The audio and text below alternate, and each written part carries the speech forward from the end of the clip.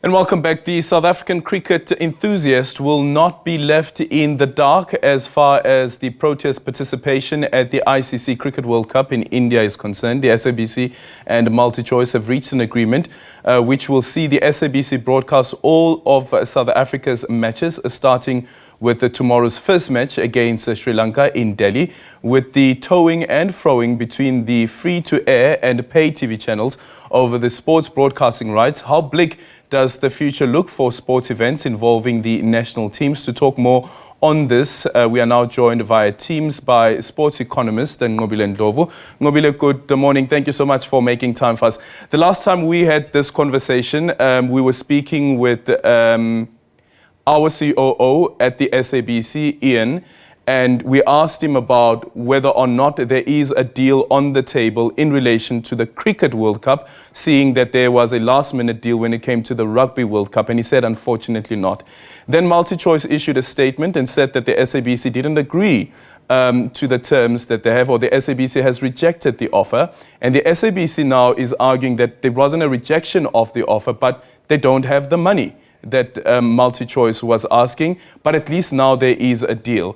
What's your reading on what's going on here?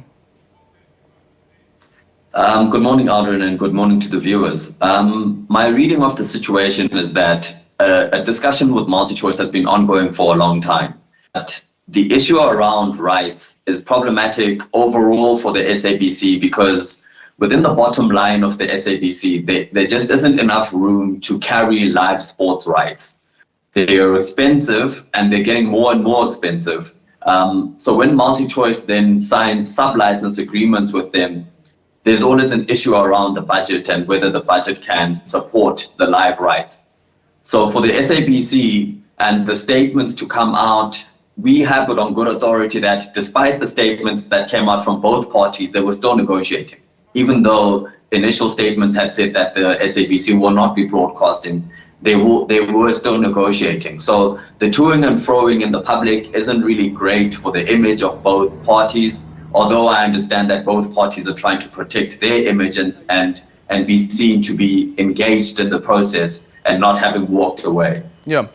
So the negotiations have been ongoing. Ian, in that conversation that we had, also said that they've been talking since last year. However, though, there wasn't a solution.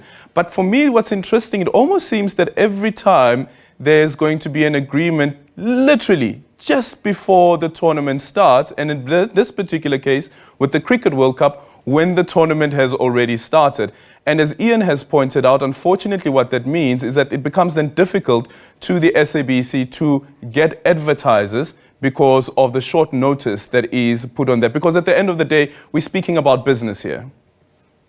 Right. And to clarify it for consumers and viewers, there is no negotiation that starts happening a month or two before the tournament happens. It's impossible. The reason for that is because for an advertiser to know where they'll be able to place advertising so that you can generate revenue from having bought these rights, you need time.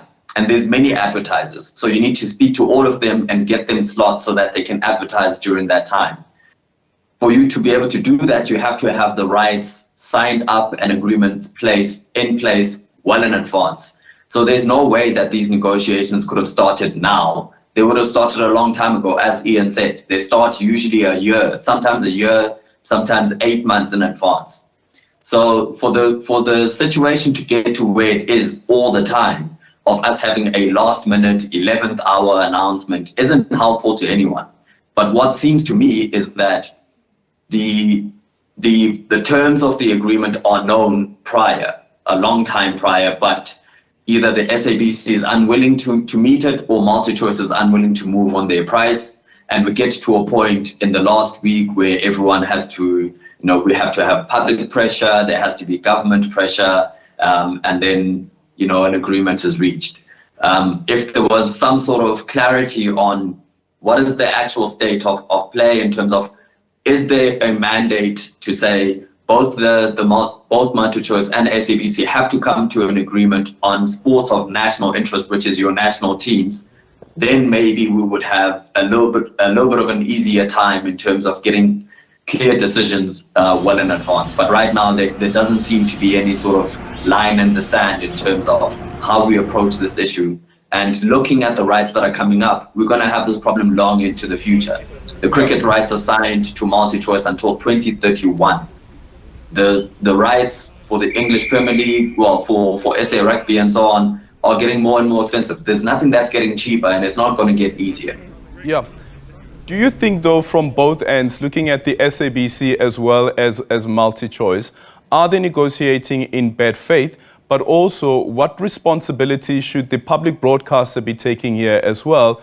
Because certainly, as we pointed out, this is business at the end of the day. Yes, there is a national interest element that we need to deal with, and the public broadcaster's mandate around that national interest. However, though, it is still business.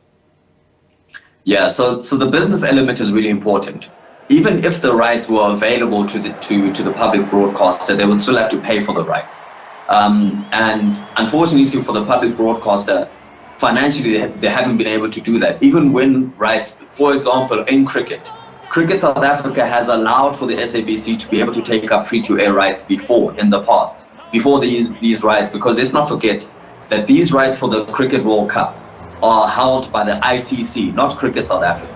Cricket South Africa in the past has held back rights for the SABC to purchase, but the SABC hasn't been able to purchase those rights because the balance sheet just hasn't looked good. And the SABC's balance sheet, the SABC's made a loss in 11 of the last 15 years. So the ability to afford those rights has been a problem. On the other hand, you asked a question about negotiating in bad faith.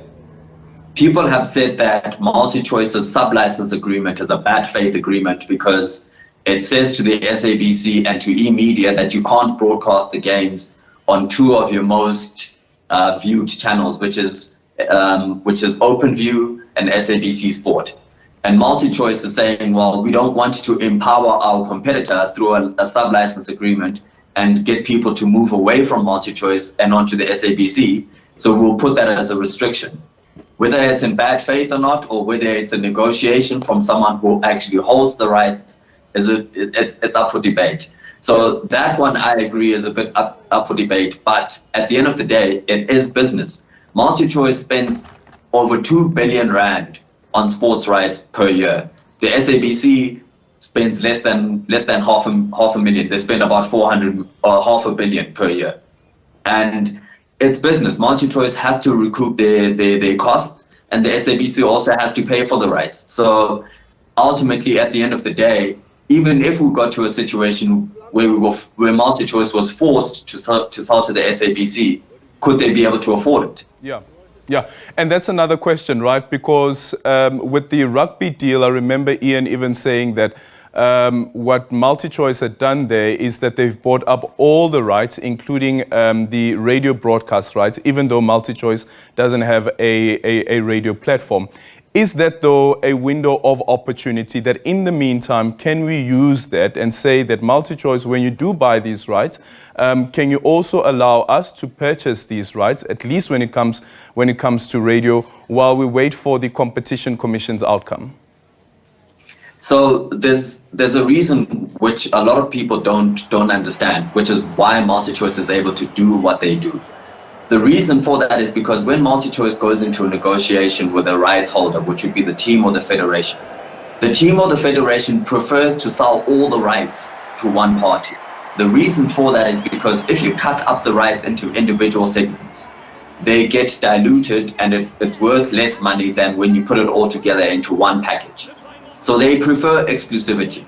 And we know this because in the ICASA discussions or submissions, when ICASA tried to intervene on this matter, the sports rights holders themselves said that they prefer exclusivity because it guarantees them more income and it allows them to be able to sustain themselves in the long run. So we must always remember the fact that on the other side, the sports teams themselves prefer the status quo. But to answer your question, if we were to get into a situation where the rights were to be split, that would be possible. But we risk getting into a situation where that it diminishes the amount of income that goes through to the sports teams and federations, and we get a weaker product in terms of the output, in terms of on-field performance. So there's a very fine balancing act here. And unfortunately, the consumer is stuck somewhere in the middle of this triumvirate of uncertainty. Do you think that there's a window of opportunity for government at least to intervene, even if it is from a legislative point of view or perhaps even from a fiscal point of view, to say that when it comes to national sports, this is what government is willing to put forward for the SABC in the interest of the public? I think there is possibly an opportunity. I'm not a legal expert, so I can't speak to the legality element, but I will say that currently the Competition Commission is looking into two cases, one from e-media and one from the SABC with regards to the fairness of the sub-license agreement. So that's one.